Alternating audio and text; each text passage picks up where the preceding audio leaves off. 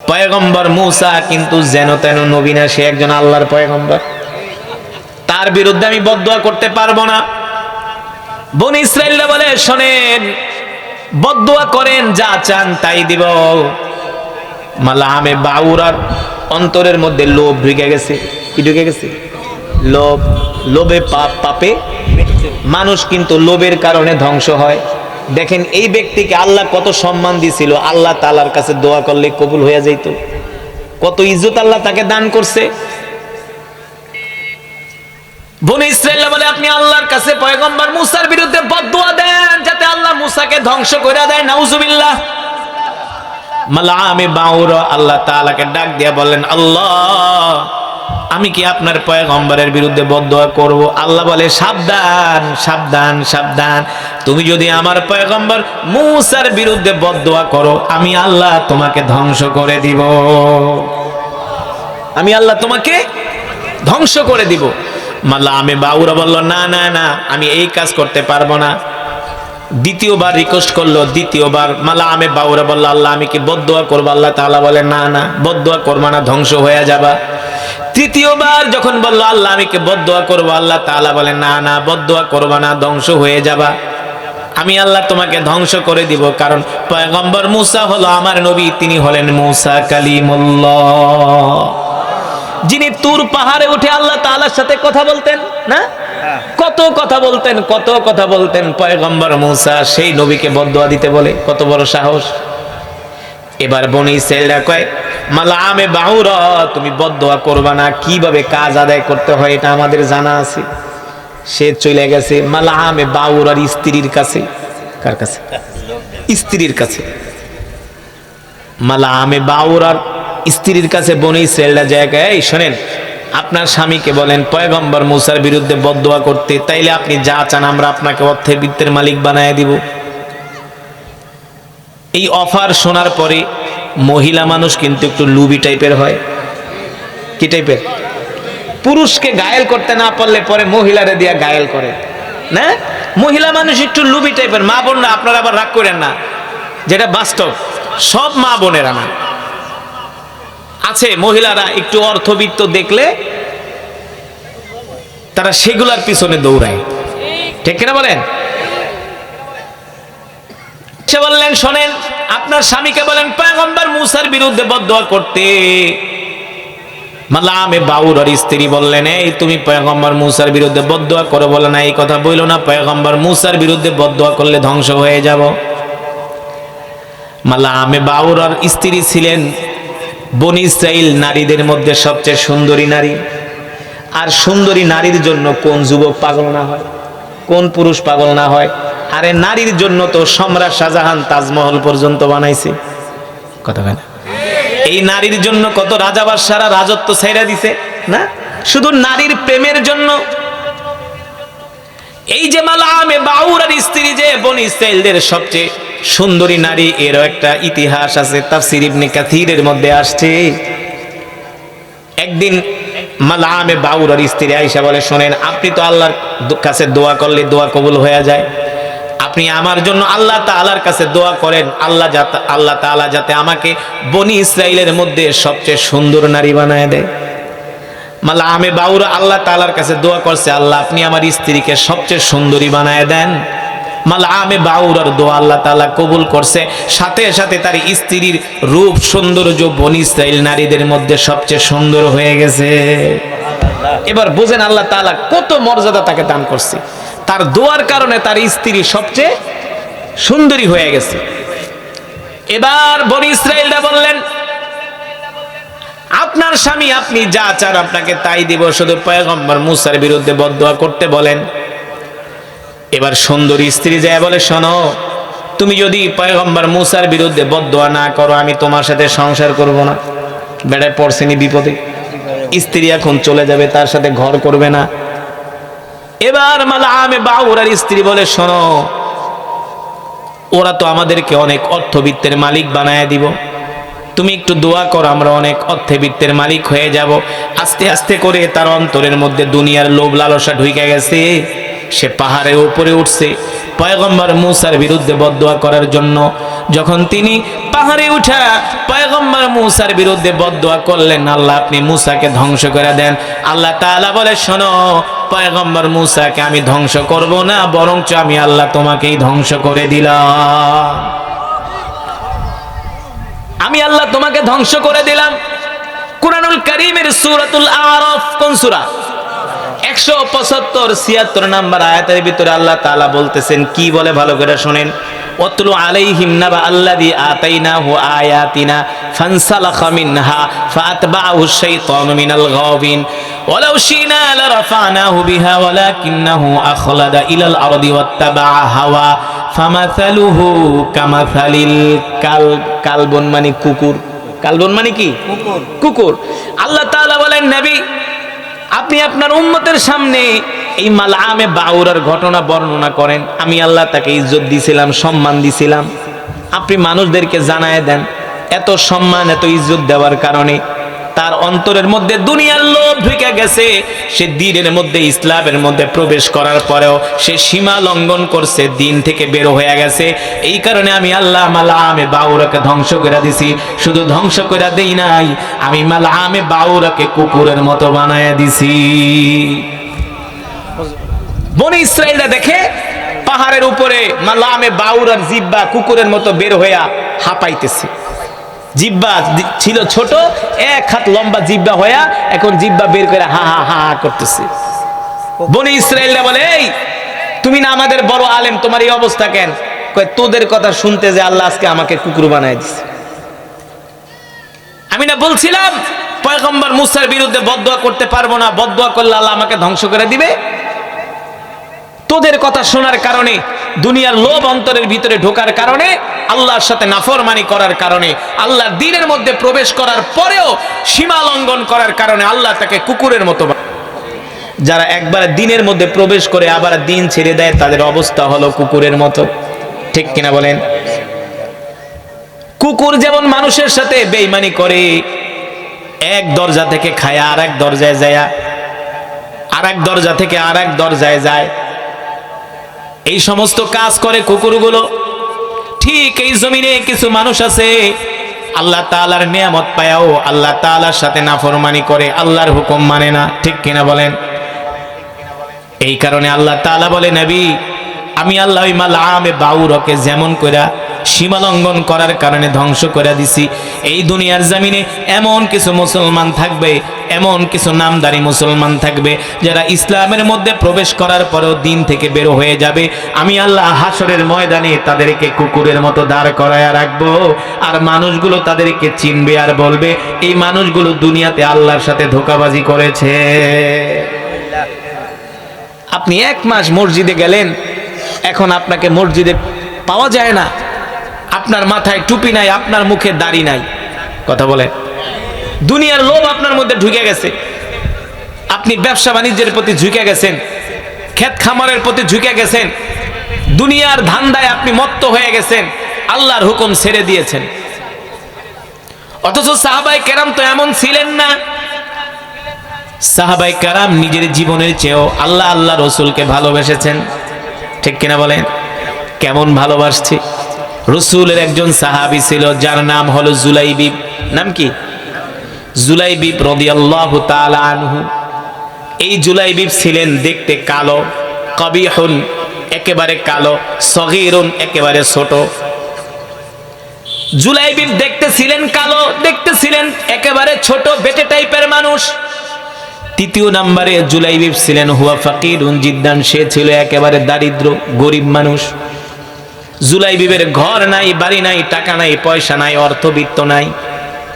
মসজিদে নববীর বারান্দায় জুলাইবিবের বালিশও ছিল না, মাথার নিচে পাথর দিয়া জুলাইবিব ঘুমাতেন। পানির পিপাসা লাগলে গ্লাসে করে পানি খাবে, গ্লাস পর্যন্ত জুলাইবিবের ছিল না, হাতের তালুতে করে জুলাইবিব পানি খাইতেন। এত নেহায়াত গরিব ছিলেন জুলাইবিব। আমরা কি জুলাইবিবের চেয়ে বেশি গরিব নাকি? হ্যাঁ, এত সম্পদ থাকার পরেও শুধু দুনিয়া আর দুনিয়া, টাকা আর টাকা, অর্থ আর অর্থ। কথা কথা। অথচ রসুলের সাহাবী কত গরিব মানুষ ছিলেন, টাকা নাই, পয়সা নাই, ঘর নাই, বাড়ি নাই, কিছু নাই, এত দরিদ্র ছিলেন জুলাইবিব। কিন্তু তার অন্তরের মধ্যে ঈমান ছিল ভরপুর। তাকওয়া ছিল ভরপুর, ইখলাস ছিল ভরপুর। আল্লাহু আকবার।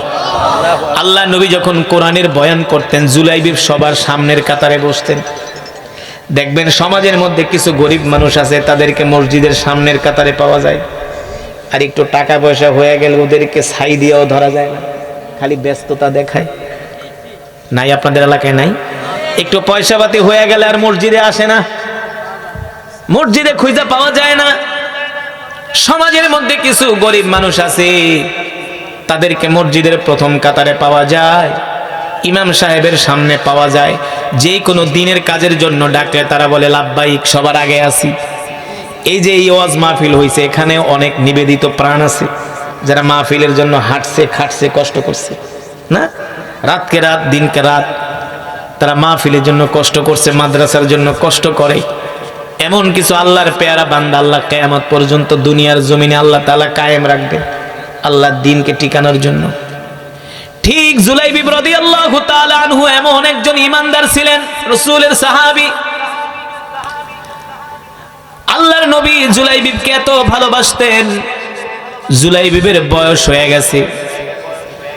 আল্লাহর নবী ডাক দিলেন, তাআলা ইয়া জুলাইবিব, এ জুলাইবিব এদিকে আসো। আতাজাওয়াজা ইয়া জুলাইবিব, এ জুলাইবিব তোমার তো বিয়ে করার বয়স হয়েছে, বিয়ে ঠিয়ে করবে কিনা? রাসূল তো ছিলেন উম্মতের কান্ডারি, সাহাবীদের দরদি। সাহাবীর বিয়ের বয়স হয়ে গেছে, আল্লাহর নবী বুঝতে পারছেন, ডাক দিয়া বলেন আতাজাওয়াজা ইয়া জুলাইবিব, এ জুলাইবিব বিয়ে শাদী করবে কিনা, বয়স তো হয়ে গেছে। জুলাইবিব মনে মনে বলে, ওগো নবীজি বিয়ে তো করব, আমি তো গরিব মানুষ, এত গরিব মানুষ, মক্কার কোন মানুষ আমার দিকে ফিরেও তাকায় না, মদিনার কোন মানুষ আমার সাথে সম্পর্ক করে না, শুধু গরিব হওয়ার কারণে। গরিব মানুষদেরকে কেউ ভালোবাসে না। আর এই সমাজের মধ্যে যদি কেউ অভাবী হয়, অভাবী মানুষকে মানুষ বাঘের চেয়েও ভয় পায়। কথা বোঝেন নাই? খালি অভাবে পড়ে দেখেন, আপনাকে আত্মীয় স্বজন দেখলেই ভয় পেয়ে কোন সময় আবার কি চায় বহে। হ্যাঁ, আপনি যদি অভাবী হন, কারো বাসায় বেড়াইতে গেল আপনার সাথে সহজে কথা বলবে না, আবার কোন দিক দিয়ে টাকা পয়সা চায়, হাওলাত চায়, কোন বিপদে ফালায়। আত্মীয়র বাড়িতে গেল, আত্মীয় তেমন একটা পাত্তা দেয় না, অভাবী হওয়ার কারণে, গরিব হওয়ার কারণে। আর যদি পয়সা পাতি থাকে, সে গেলে তার সম্মান কাকে বলে, যাওয়ার আগেই মুরগি জবাই করে। এই দুনিয়াতে মানুষ অর্থের পূজারী না, যার অর্থ আছে তার সম্মান আছে, যার অর্থ আছে তার সব আছে, যার অর্থ নাই তার কিছুই নাই। গরিব মানুষদেরকে কেউ ভালোবাসে না, তবে ভালোবাসেন আল্লাহ। আল্লাহ, ঠিক কিনা বলেন? গরিব মানুষদেরকে আল্লাহ ভালোবাসেন, আল্লাহ রাসূল ভালোবাসেন। জুলাইবিবকে ডাক দিয়ে বলে, জুলাইবিব বিয়া শাদী করবা কিনা বলো। জুলাইবিব কথা বলে না, চুপ করে আছি। একদিন, 2 দিন, 3 দিন জিজ্ঞেস করার পরে জুলাইবিব কথা বলে না। 4র্থ দিন আল্লাহর নবী ডাক দিছে, জুলাইবিব তোমার তো বয়স হয়ে গেছে, বিয়া শাদী করবা কিনা? জুলাইবিব ডাক দিয়া বলো, গো আল্লাহর নবী বিয়ে তো করব, কিন্তু স্বাদ আছে, সাধ্য নাই, ঘর নাই, বাড়ি নাই, টাকা নাই, পয়সা নাই, আমার কাছে কে মেয়ে বিয়ে দিবে? আমার মতো নেহায়াত গরিব মানুষের কাছে তো কেউ মেয়ে বিয়ে দিবে না। ছেলে যতই আল্লাহওয়ালা হোক, দিনদার হোক, 5 ওয়াক্ত নামাজ পড়ুক, এখনকার মানুষ মেয়ে বিয়ে দেয় যে ইটালি আমেরিকা থাকে কিনা, সরকারি বড় চাকরি করে কিনা। সমাজের ভিতরে পাত্রের অভাব নাই, 5 ওয়াক্ত নামাজ পড়ে মসজিদে যায় দাঁড়িয়ে আছে, এই যুবকের কাছে মেয়ে বিয়ে দিবে না, কারণ তার ইনকাম কম। আর হাফ প্যান্ট পরা ঘুরে আমেরিকা, ইটালি, লন্ডন থাকে, সরকারের বড় বড় সরকারি চাকরি করে, ওদের কাছে মেয়ে বিয়ে দেওয়ার জন্য পাগল হয়ে যায়। ঠিক কিনা বলে? কিন্তু সাহাবীরা এমন ছিলেন না। আল্লাহর নবী বলে, এদিকে আসো, তুমি যদি বিয়ে করতে চাও আমি তোমাকে একটা পত্র লেখা দিতেছি, যাও এই পত্র নিয়ে ওই বাড়িতে যাইবা। ওই বাড়িতে একটা মেয়ে আছে যাকে বলা হয় মদিনার হুরে মদিনা, মদিনার সবচেয়ে সুন্দরী একজন মেয়ে, যাকে বলা হয় হুরে মদিনা, মদিনার সবচেয়ে সুন্দরী কন্যা। আল্লাহর নবী পত্র লিখে দিলেন। এই পত্র নিয়া জুলাইবিব রাদিয়াল্লাহু তাআলা আনহু ওই মেয়ের বাড়ির দরজার সামনে গেলেন, যে ঘরের দরজায় নক করলেন, ইফতাহিল বাব, দরজা খুলে দাও। দরজা খুলে দেওয়া হলো। সাহাবী আবু আইয়ুব আনসারী রাদিয়াল্লাহু তাআলা আনহু ঘরের দরজা খুলে দেখেন, তার ঘরের দরজার সামনে একজন কালো যুবক দাঁড়ানো। কি যুবক? কালো, ব্ল্যাক গোল্ড, একেবারে কুচকুচে কালো। খাটো, কাসিরুন খাটো, ফকিরুন গরিব। আবু আইয়ুব আনসারী বলে আমি তো তোমাকে চিনি, তোমার নাম জুলাইবিব। বলে আমি জুলাইবিব, কেন আসছো? জুলাইবিব মনে মনে ভাবে যদি আমি মুখে বলি তাহলে আমাকে এক চান্সেই ডিনাই করে দিবে, আমার প্রস্তাব রাখবে না, কারণ আমি তো গরিব মানুষ। এই কারণে জুলাইবিব আল্লাহর নবীর পত্রটা আবু আইয়ুব আনসারীর কাছে দিছে। পত্রের মধ্যে দেখে আল্লাহ রসুলের নাম, আল্লাহ রসুলের সালাম। পত্রের মধ্যে আল্লাহ নবী লেখা দিয়েছে, শোনো, তোমার যেই সুন্দরী কন্যা আছে এই কন্যার সাথে আমার এই সাহাবীর সাথে বিবাহের ব্যবস্থা করো। আরো আস্তে কম সুবহানাল্লাহ। কামড়া করছে কি? যুবক, কালো, গরিব, ফকির, বেটে, তার সাথে মদিনার সবচেয়ে সুন্দরী কন্যার বিয়ের প্রস্তাব। কপালে থাকলে ঠেকায় কি? আল্লাহ যদি আপনার নসিবে রাখে, পৃথিবীর কোনো মানুষ ঠেকাতে পারে না। জুলাইবিবের বিয়ের প্রস্তাব শুনে মদিনার যুবকগুলো অবাক হয়ে গেছে। বলে কি, আমরা দেখতে শুনতে এত হ্যান্ডসাম, এত সুন্দর, টাকা আছে, পয়সা আছে, দেখবেন সমাজের মধ্যে এমন কালো, এমন কালো, এমন অশিক্ষিত বিয়ে করে নিয়েছে একটা সেই ঘরের মেয়ে। কিছু যুবক দেখে আফসোস করে, তা আমরা জীবনে কি করলাম? তুই দি কাম পাকায় দিছস, বুঝেন নাই? তুই তো কাম সাইরা দিছস, আমরা কি করলাম? কপাল থাবড়ায়। ঠিক জুলাইবিবের বিয়ের প্রস্তাব শুনে মদিনার যুবকগুলোকে আমরা কি করলাম? মদিনার সবচেয়ে সুন্দরী কন্যার সাথে তোমার বিয়ে। এবার জুলাইবিব রাদিয়াল্লাহু তাআলা আনহু ঘরের দরজার সামনে দাঁড়ায় আছে।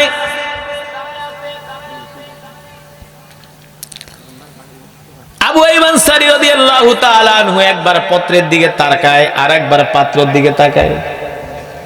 এই ছেলের সাথে নাকি আমার মেয়ের বিয়া,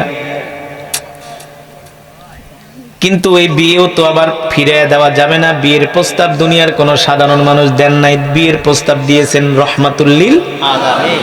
নবীজির প্রস্তাব ফিরে দেয় এত বড় দুঃসাহস কারো আছে? আল্লাহু আকবার।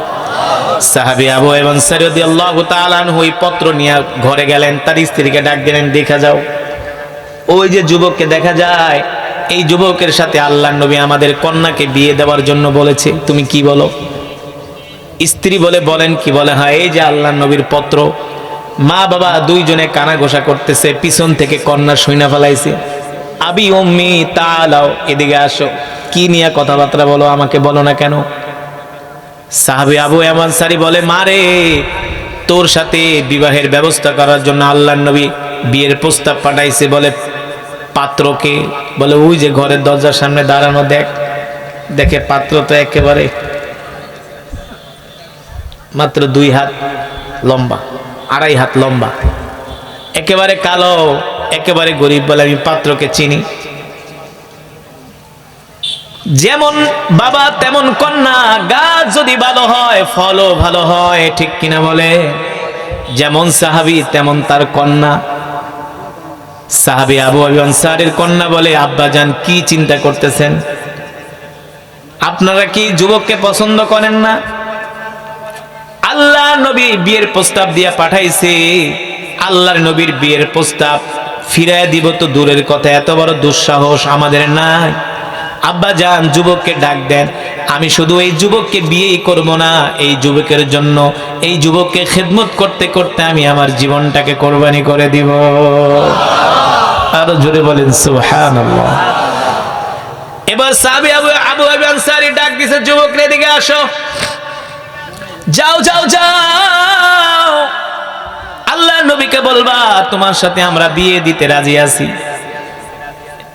এবার সাহাবী জুলাইবিব রাদিয়াল্লাহু তাআলা আনহু বিয়ের প্রস্তাব যখন তারা রাজি হয়ে গেছে, আল্লাহ নবীর কাছে গেলেন। আল্লাহ নবী ডাক দিলেন, এ জুলাইবিব, কি অবস্থা? বলে, নবীজি আমার সাথে তার কন্যাকে বিয়ে দিতে রাজি হয়েছে। আল্লাহ নবীকে বলে, যাও তাইলে বিয়ে করো। বলে, বিয়ে যে করব, অর্থ তো নাই, আমি তো গরিব মানুষ। আল্লাহ নবী একটা পত্র দিয়া পাঠাইলেন, যাও যাও, আমার জামাই ওসমান ইবনে আফফানের কাছে যাও, তাকে যে বলবা সে যেন তোমার বিয়ের খরচটা দিয়ে দেয়। এবার হযরত ওসমান রাদিয়াল্লাহু তাআলা আনহু বিয়ের খরচ দিয়ে দিলেন। জুলাইবিব রাদিয়াল্লাহু তাআলা আনহু বিয়ের বাজার করার জন্য বাজারে চলে গেলেন। কোথায়? বিয়ের বাজার করার জন্য বাজারে চলে গেলেন। বিয়ের বাজার করতেছে অর্ধেক বাজার হয়ে গেছে। হঠাৎ করে দুইজন যুবক মদিনার বাজার থেকে দুই দিক থেকে ঘোষণা করতেছে, ইয়া আইয়ুহাস শাব, দোকানের শাটার বন্ধ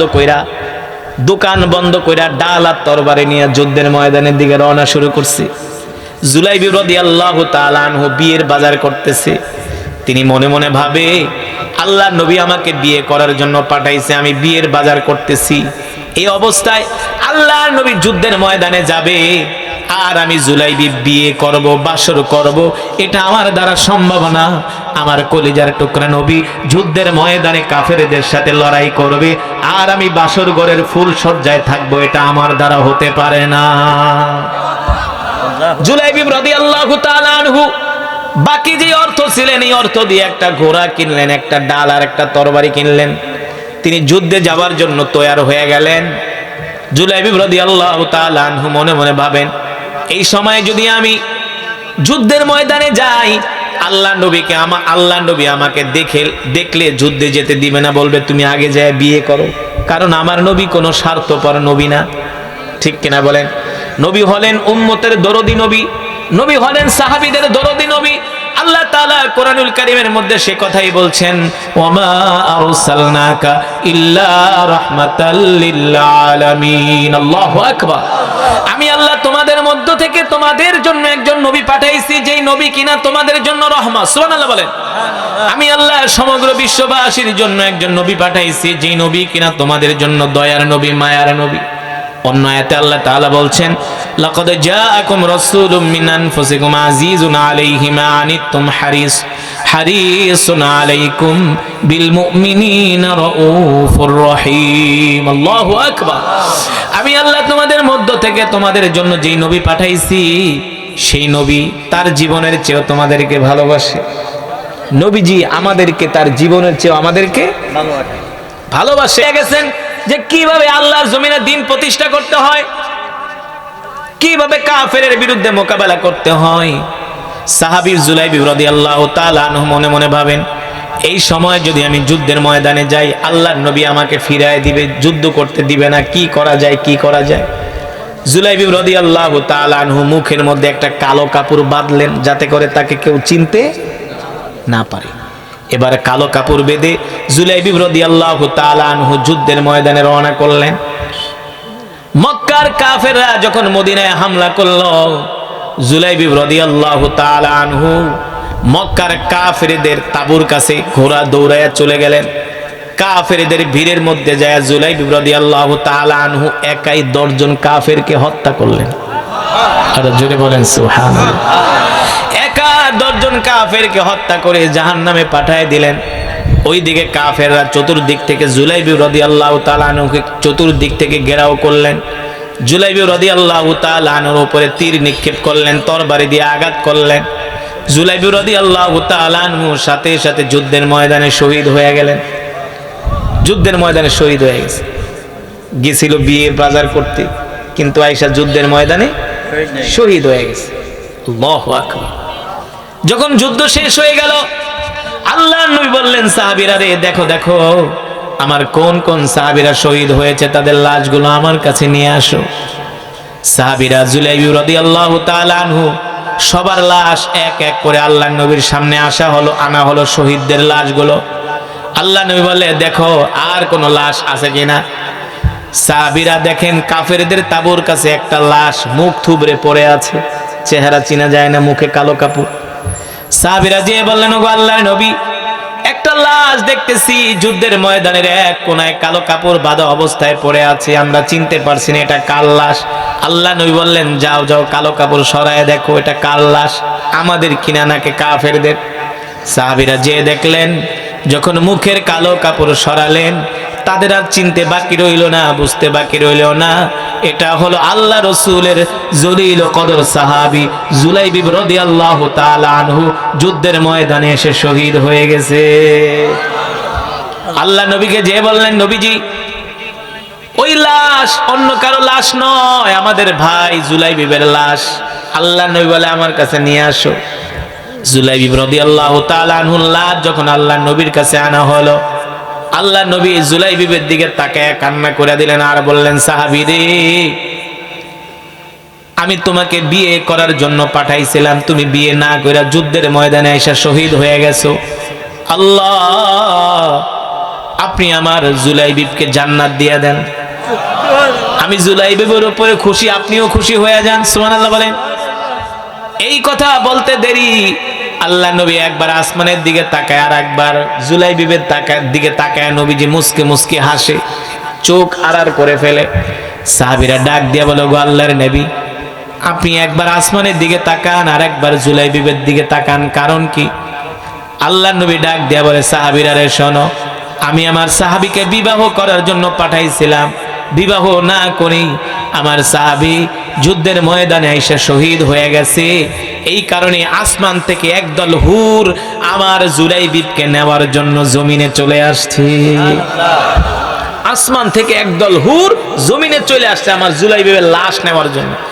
আমি ওই হুরদেরকে দেখে লজ্জা পাইয়া গেছে। এত ইন্নাল হামদুলিল্লাহ নাহমাদুহু ওয়া নাস্তাঈনুহু ওয়া নাস্তাগফিরুহু ওয়া নু'মিনু বিহি ওয়া নাতাওয়াক্কালু আলাইহি ওয়া নাউযু বিল্লাহি মিন শুরুরি আনফুসিনা ওয়া মিন সাইয়্যাতি আ'মালিনা মান ইয়াহদিহিল্লাহু ফালা মুদিল্লা লাহু ওয়া মান ইউদ্লিলহু ফালা হাদিয়া লাহু ونشهد أن لا إله إلا الله وحده لا شريك له ونشهد أن سيدنا ومولانا محمدا عبده ورسوله الذي أرسله بالحق بشيرا ونذيرا وداعيا إلى الله بإذنه وسراجا منيرا أما بعد فأعوذ بالله من الشيطان الرجيم بسم الله الرحمن الرحيم قل إن كنتم تحبون الله فاتبعوني يحببكم الله ويغفر لكم ذنوبكم والله غفور رحيم وقال رسول الله صلى الله تعالى عليه وسلم لا يؤمن أحدكم حتى أكون أحب إليه من والده وولده والناس أجمعين أو كما قال النبي عليه الصلاة والسلام فقد قال الله تبارك وتعالى إن الله وملائكته يصلون على النبي يا أيها الذين آمنوا صلوا عليه وسلموا تسليما بلغ العلا بكماله كشف الدجى بجماله حسنت جميع خصاله صلوا عليه وآله আরবের বুকে মক্কা নগরীতে যেথায় মা আমিনার ঘর, আরবের বুকে মক্কা নগরীতে যেথায় মা আমিনার ঘর, খোদার করুণায় কৌসার হয়ে রহমত ঝরেছে বারংবার। বালাগাল আউলা কাশাফাদ দুজা বিজামালিহি হাসনাত জামিউ খিসালিহি সাল্লু আলাইহি ওয়া আলিহি। আসুন মৃত্যুর কথা স্মরণ করে প্রাণ ভরে মাওলায় পাকের জিকির করি। আমাদের জিকিরের আওয়াজ শুনে আশেপাশের মানুষগুলো বলবে, এখানে কিছু আল্লাহর পাগলেরা বসে আছে। কথা বলে না? আমরা কার পাগল? লজ্জা করে বলতে, আমরা কার পাগল? আমরা দুনিয়ার পাগল হতে চাই না, ঠিক কিনা বলেন? সম্পদের পাগল হতে চাই না, নারীর পাগল হতে চাই না, বাড়ির পাগল হতে চাই না, আমরা আল্লাহর পাগল হতে চাই। কার পাগল? আল্লাহ আমাদের কবুল করুন। আসুন সেই মাওলায় পাকের প্রেমের জিকির করি। লা ইলাহা ইল্লাল্লাহ, লা ইলাহা ইল্লাল্লাহ, লা ইলাহা ইল্লাল্লাহ লা ইলাহা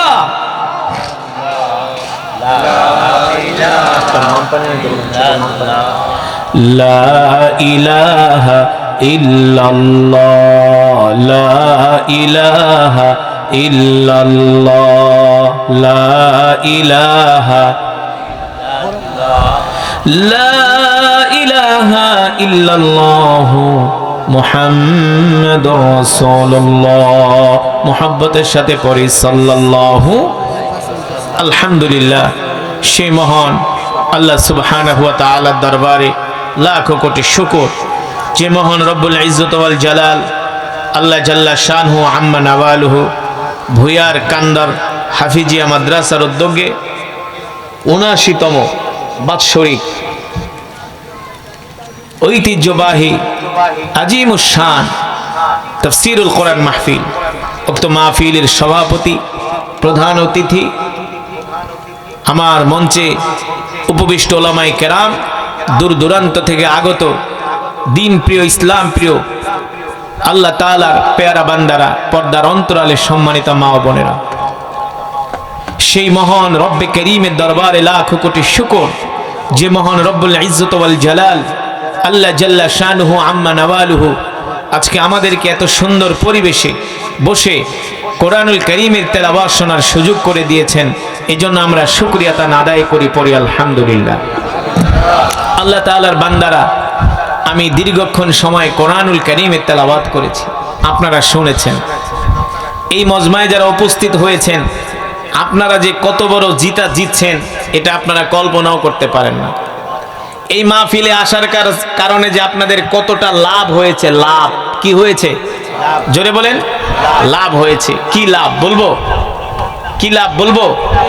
আপনারা যখন ঘর থেকে বের হয়েছেন, ফেরেশতারা আপনাদেরকে বলতেছে, এই আল্লাহর বান্দারা তুমি কোরআনের মাহফিলে যাচ্ছ, যাও কোরআনের মাহফিলে যাও। আল্লাহুম্মা গফির ওয়ারহাম, আল্লাহুম্মা গফির ওয়ারহাম। আল্লাহ আপনার যে বান্দারা কোরআন শোনার জন্য যাচ্ছে, আল্লাহ আপনি তাদেরকে ক্ষমা করে দেন। ফেরেশতারা আমাদের জন্য দোয়া করতেছে। শুধু এখানেই শেষ নয়, এই মজমায় যারা উপস্থিত হয়েছেন, কোরআনের তেলাওয়াত শুনেছেন, এক একজন এক এক খতম করে কোরআনুল কারীমের সওয়াব পেয়েছেন। কিভাবে বলতে পারবেন? জোরে বলেন। আমার ওয়াজ করার ধরন আর সিস্টেম হলো, বক্তা একা ওয়াজ করবে না, সাথে শ্রোতারা ওয়াজ করবে। কারণ বক্তা যদি একা ওয়াজ করে তাহলে শ্রোতারা ঘুমায় যাবে আর এইদিক ওদিক চিন্তা করবে। এই কারণে আপনাদের অ্যাটেনশন থাকতে হবে, আপনাদের বয়ানের দিকে মনোযোগ আছে কিনা। মাঝে মাঝে আপনাদেরকে তাকবীর দিতে হবে, আল্লাহু আকবারের ধ্বনি দিতে হবে। রাজি আছেন মুসলমান? এই যে বিগত একটি মাস আমরা রমাদানের রোজা রেখেছি, রাখছি না? একটি মাস মসজিদে মুসল্লিতে ভরপুর ছিল। হ্যাঁ, একটা মাস মসজিদে মুসল্লিতে ভরপুর ছিল। দোকানে বৈশা সিনেমা দেখতো না, বিড়ি খাইতো না, অশ্লীল কথাবার্তা বলতো না।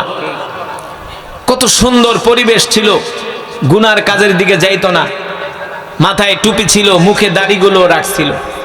কিন্তু দুঃখ আর পরিতাপের বিষয় হলো, রমাদান চলে গেছে, কিছু মুসলমান নামাজ ছেড়ে দিছে। আপনাদের এলাকায় নাই? আরে না, আপনাদের এলাকার মানুষ খুব ভালো আছে। এক মাস কত সুন্দর 5 ওয়াক্ত নামাজ পড়ছে, ফজরের নামাজও জামাতে পড়ছে। অথচ রমাদানের রোজা শেষ, তাদের মাথার টুপিও শেষ, দাড়িগুলো খোসা খোসা হয়েছিল, সেই দাড়িগুলো শেভ করে ফেলাইছে। এখন আর তাদেরকে বাটি চালান দিয়েও মসজিদে খুঁজে পাওয়া যায় না। আপনারা কি বলবেন, এরা কি মুসলমান? এরা মুসলমান? এরা মুসলমান না, এরা হলো গরু খাওয়া মুসলমান, এরা হলো ধোঁকাবাজ মুসলমান। ঠিক কিনা বলেন? ও মুসলমান যুবক, ও মুসলমানের সন্তানেরা, তোমার রোজা আল্লাহর দরবারে তখনই কবুল হবে যখন 1 মাস রোজা রাখার পরে বাকি 11 মাস নামাজ পড়তে পারবা। 1 মাস রোজা রাখার পরে বাকি 11 মাস যদি মসজিদে তোমাকে খুঁজে পাওয়া না যায় বন্ধু, তাহলে বুঝতে হবে তোমার রোজা, তোমার কোনো ইবাদত আল্লাহর দরবারে কবুল হয় নাই। ঠিক কিনা বলে? কবুল হয়েছে নাকি? আল্লাহ তাআলার দরবারে কবুল হয় নাই। ইবাদত কবুল হওয়ার আলামত নিদর্শন হলো আপনি যদি যোহরের নামাজ পড়ার পরে আসরের নামাজ যদি জামাতের সাথে পড়তে পারেন, তাহলে বুঝতে হবে আপনার যোহরের নামাজ আল্লাহর দরবারে কবুল হয়েছে। আর যদি যোহর পড়ার পরে আসরেও খবর নাই, মাগরিবেও খবর নাই, এশারেও খবর নাই, ফজরেও খবর নাই, তাহলে বুঝতে হবে আপনার এই নামাজ আল্লাহর দরবারে কবুল হয় না। যদি আল্লাহর দরবারে কবুল হতো, আপনার ঈমান আপনাকে কানে ধরে মসজিদে নিয়ে আসতো। ঠিক না? যারা 1 মাস রোজা রাখার পরে বাকি 11 মাস তাদেরকে মসজিদে পাওয়া যায় না, দ্বীনের কোনো কাজে পাওয়া যায় না। আল্লাহ তাআলা বলে, আমি তোমাকে রমাদান দিয়েছিলাম 1 মাস, ইবাদত করার পরে তুমি আবার আগের মতো নাফরমানি শুরু করছো, আল্লাহ তাআলার হুকুমকে মানতেছো না। আল্লাহ তাআলা তাদেরকে হুঁশিয়ারি উচ্চারণ করে বলেন, নবী আপনি এই সমস্ত মানুষদেরকে বলে দেন, যারা একবার ইসলামের ভিতরে প্রবেশ করে, দ্বীনের ভিতরে প্রবেশ করে, তারপরে আবার যারা ইসলাম থেকে বের হয়ে যায়, দ্বীন থেকে বের হয়ে যায়, আমি আল্লাহ তাদেরকে হাসরের ময়দানে কুকুরের মতো দাঁড় করাবো। নাউজুবিল্লাহ বলবেন না? আল্লাহ তাআলা বলতেছে, তুমি দ্বীন মানার পরে, দ্বীন বুঝার পরে, ইসলামের মধ্যে প্রবেশ করার পরে যদি আবার দ্বীন থেকে বের হয়ে যাও, আমি আল্লাহ হাসরের ময়দানে তোমাকে আমি আল্লাহ কুকুরের মতো দাঁড় করাবো। চৈত্র মাসে কুকুর যেমন জিহ্বা বের করে হাঁপাতে থাকে, যেই মানুষগুলো 1 মাস রোজা রাখার পরে বাকি 11 মাস তাদেরকে মসজিদে পাওয়া যায় না, আল্লাহ তাআলা বলে হাসরের ময়দানে আমি আল্লাহ তোমাদেরকে কুকুরের মতো মানুষের সামনে দাঁড় করাবো, আর মানুষ তোমাদেরকে দেখে চিনবে এই সমস্ত মানুষগুলো দুনিয়াতে আল্লাহর সাথে ধোঁকাবাজি করেছে। আপনি যদি 2 দিন ক্লাসে যান আর 10 দিন যদি আপনি ক্লাসে না যান, আপনার শিক্ষক আপনাকে কি বলবে? কি বলবে? ধোঁকাবাজ, যে তুই 2 দিন পর পর আমাদেরকে ধোঁকা দিতে আসছ না, ফাঁকিবাজ, ধোঁকাবাজ। 2 দিন পর পর তুই 1-2টা হাজিরা দিয়া 1-2টা ক্লাস করে আবার বের হয়ে যাস, তুই আমার সাথে কেন ধোঁকাবাজি করস? ঠিক যারা রমজানের 1 মাস রোজা রাখলো, নামাজ পড়লো, বাকি 11 মাস নামাজ পড়লো না, আল্লাহর দ্বীন মানলো না, আল্লাহ তাআলা বলে তারা আমাকে ধোঁকা দেওয়ার জন্য মসজিদে আসে। আল্লাহ তাআলা বলে আসলে তারা আমাকে ধোঁকা দেয় না, তারা নিজেরাই নিজেদেরকে ধোঁকা দিচ্ছে। ঠিক কিনা বলে? বনি ইসরাইলের মধ্যে একজন নবী ছিল, যার নাম হলো পয়গম্বর মুসা আলাইহিস সালাম। নাম শুনছেন? আল্লাহু আকবার।